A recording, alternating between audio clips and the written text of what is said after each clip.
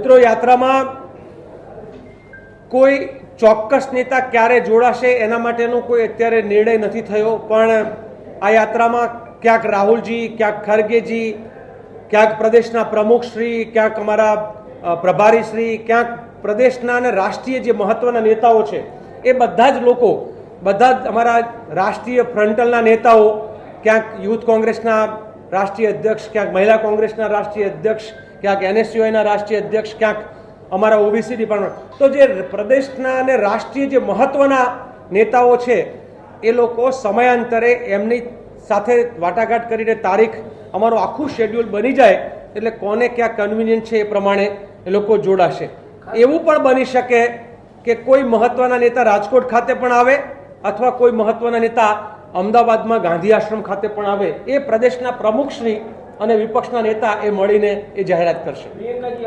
ચોક્કસ આપણે યાત્રાની શરૂઆતમાં જે ત્યાં ક્રાંતિ સભા શરૂ થશે ત્યારે મોરબીની ક્રાંતિ સભા હશે, રાજકોટ ખાતે જે છે સંવેદના સભા થશે, અને એ જ રીતે સંભવત સુરેન્દ્રનગર જિલ્લામાં 15 ઓગસ્ટ છે તો મહાધ્વજવંદનનો કાર્યક્રમ છે, આખો જિલ્લો મળીને કરશે. અને એ જ રીતે યાત્રાનું જ્યારે સમાપન હશે ત્યારે એ ન્યાય સભા સ્વરૂપે ગાંધીનગરમાં એ ન્યાય સભાનું આયોજન થશે, જ્યાં મહત્વના નેતાઓ ત્યાં હાજર રહેશે. બિલકુલ, આપે સારું થયું આ વાત મારાથી પણ અપડેટ કરવાનું ગયું. પીડિત પરિવારો એ યાત્રામાં જોડાશે.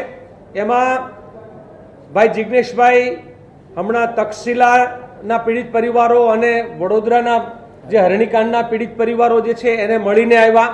ભાઈ પાલભાઈ છે એ મોરબીના જે ઝૂલતા પુલના પીડિત પરિવારો છે એને મળીને આવ્યા. તો પીડિત પરિવારો યાત્રામાં જોડાશે. અમુક પીડિત પરિવારો જે છે એ 3 ભાગમાં તબક્કાવાર જોડાશે. એક ઘટનાના પીડિત પરિવાર જે છે એ બીજી ઘટનાના પીડિત પરિવારોના મુલાકાત પણ લેશે, એટલે એકબીજા સાથેનું એ લોકો સાથેની ચર્ચા વિચારણા કરશે. જેમ તક્ષશિલાથી અહીંયા રાજકોટના પીડિત પરિવારોની મુલાકાતે પણ એ લોકો આવવાના છે સંવેદના માટે થઈને સંવેદના સભામાં. પણ સાથે સાથે એ પણ કહું કે ગુજરાતના અનેક કાંડના પીડિતો, અનેક કાંડ હું કહું છું, આ અનેક કાંડના પીડિતો એ વચ્ચે વચ્ચે યાત્રામાં જોડાવાના છે. અત્યારના તબક્કે આપણાને ઝૂલતા પુલનું એટલે જલકાંડ, અગ્નિકાંડ એની જ વિચાર આવે, પણ આ સિવાયના પણ જે કાંડ છે એના પણ પીડિતો આ યાત્રામાં સમયાંતરે જોડીને પોતાની વેદનાની વાત કરશે, અને એની પણ આમાં લડાઈમાં એ લોકો સાથે છે. આ સમગ્ર રીતે ગુજરાતની જનતા આખા એક પછી એક યાત્રાના તબક્કાવાર એ લોકો આમાં ભાગ લેશે. આ ગુજરાત ન્યાય યાત્રા અત્યારે કોંગ્રેસના દ્વારા આયોજન થઈ રહ્યું છે, પરંતુ આમાં ગુજરાતની જનતા જોડાશે, માત્ર કોંગ્રેસના કાર્યકર્તા નહીં. આમાં દેશભરથી પણ અમુક કાર્યકર્તાઓ આવી રહ્યા છે. પક્ષમાં ન હોય અને આ યાત્રાને સમર્થન કરતા હોય એવા લોકો પણ, વ્યક્તિઓ અને નેતાઓ પણ આમાં આ યાત્રામાં જોડાશે.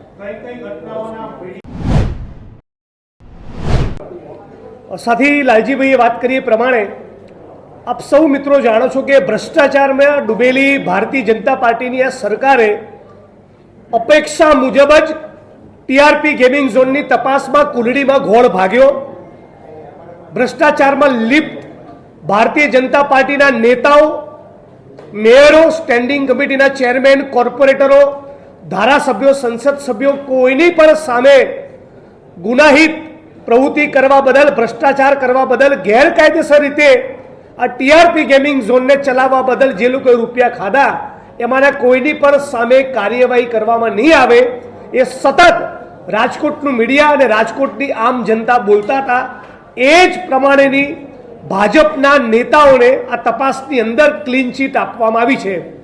આ ક્લીન ચીટની વિરુદ્ધમાં તમામે તમામ કસૂરવારોને જેલના સળિયા ગણવા પડે એ માટે એ તક્ષશિલાના પીડિતો હોય, મોરબીના હોય, હરણીકાંડના હોય કે રાજકોટ અગ્નિકાંડના પીડિતો હોય, આ તમામ પીડિતોને એક સાથે લઈને ગુજરાત પ્રદેશ કોંગ્રેસ સમિતિના નેતૃત્વમાં અમે તમામ લોકો 9 ઓગસ્ટથી મોરબીથી નીકળીને ગાંધીનગર સુધીની એક પદયાત્રા કરવાના છીએ. અને આ પદયાત્રા એ વિધાનસભાનું સત્ર ચાલુ હોય ત્યારે ગાંધીનગર પહોંચશે. વિધાનસભાની અંદર અમે કોંગ્રેસ પક્ષના બધા ધારાસભ્યો આ મુદ્દો ઉજાગર કરીશું અને રોડ ઉપર આ યાત્રા પહોંચે ત્યારે ગુજરાતની સામાન્ય જનતા, પીડિત પરિવારો અને સમગ્ર કોંગ્રેસનું નેતૃત્વ એ સરકારને સવાલ પૂછતું હશે કે શા માટે 27 નિર્દોષો હોમાયા છતાં હજુ તમે કુલડીમાં કેમ ગોળ ભાગી રહ્યા છો?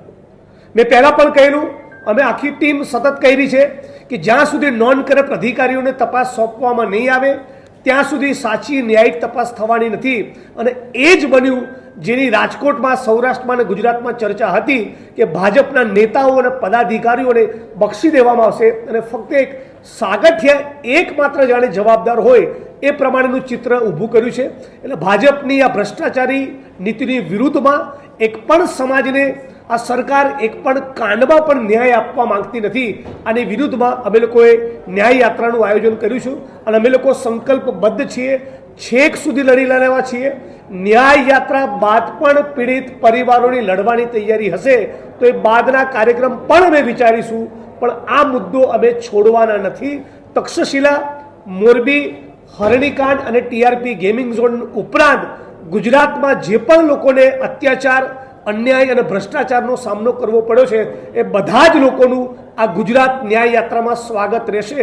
બધા જ લોકો ભારતીય જનતા પાર્ટીના પાપનો ઘડો લઈને અમે જે નીકળવાના છો એની અંદર ચિઠ્ઠી નાખી, લિખિતમાં રજૂઆત કરી, મૌખિક રજૂઆત કરી એ જે અત્યાચાર, અન્યાય અને ભ્રષ્ટાચારનો ભોગ બન્યા છે એની વિગતો પણ અમારા સુધી આપી શકશે. એટલી આ પ્રેસ કોન્ફરન્સના માધ્યમથી જાહેરાત કરીએ છીએ. એ પ્રમાણે નોન કરપ્ટ અધિકારીઓ તપાસ ટીમમાં ના હોય તો તપાસ ટીમમાં કુલડીમાં ગોળ જ ભગાય. આ બધા આઈપીએસ, આઈએસ અધિકારીઓ એકબીજાના બચાવમાં છે. ભારતીય જનતા પાર્ટીના સ્ટેન્ડિંગ કમિટીના ચેરમેનો, મેયરો, કોર્પોરેટરો, આમાંથી ઘણા લોકોના નામ મારી શુદ્ધ જાણકારી મુજબ સાગઠિયાએ આપેલા છે. લગભગ 39 લોકોના નામ પણ આમાં ખુલ્યા છે. છતાં એક પણ માણસની ધરપકડ આ સરકાર કરવા માંગતી નથી. મતલબ કે સરકાર એવું કહેવા માંગે છે કે મોરબીમાં ભલે 135 લોકો મરે, રાજકોટના ટીઆરપી ગેમિંગ ઝોનમાં ભલે 27 લોકો હોમાય, અમારા પેટનું પાણી નથી હલતું. એ ભારતીય જનતા પાર્ટીનું વલણ છે. ટોટલ 300 કિલોમીટરનું અંતર કાપીશું. અંદાજે રોજ 20-25 કિલોમીટરની આ પદયાત્રા રહેશે. અને લાલજીભાઈ કહ્યું પ્રમાણે પદયાત્રા દરમિયાન અમારા પ્રદેશના નેતાઓ, એઆઈસીસીના નેતાઓ, આગેવાનો, સામાજિક સંસ્થા, સંગઠનના મિત્રો અને સૌ ભોગ બનનાર પીડિત પરિવારો એ વખતો વખત આમાં જોડાતા રહેશે.